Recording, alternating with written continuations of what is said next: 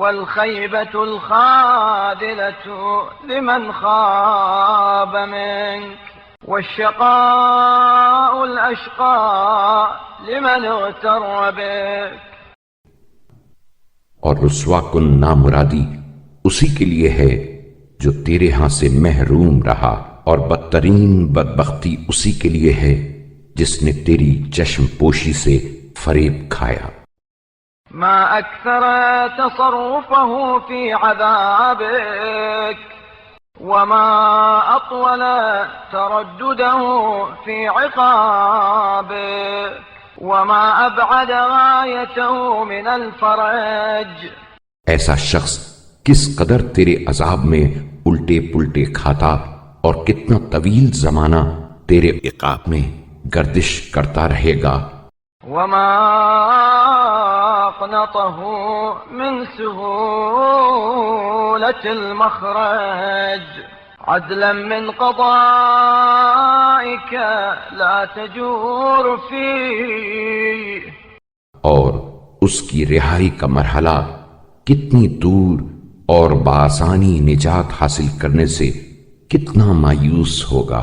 یہ تیرا فیصلہ از روئے عدل ہے جس میں ذرا بھی ظلم نہیں کرتا.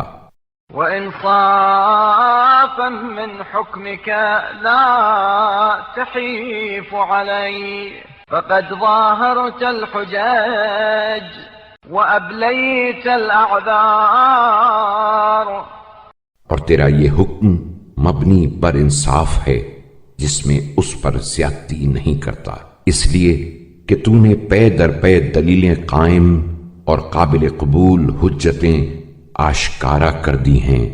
وقد تقدمت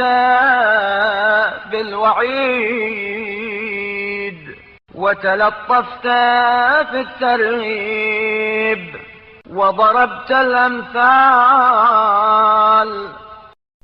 اور پہلے سے ڈرانے والی چیزوں کے ذریعے آگاہ کر دیا ہے اور لطف و مہربانی سے آخرت کی ترغیب دلائی ہے اور طرح طرح کی مثالیں بیان کی ہیں.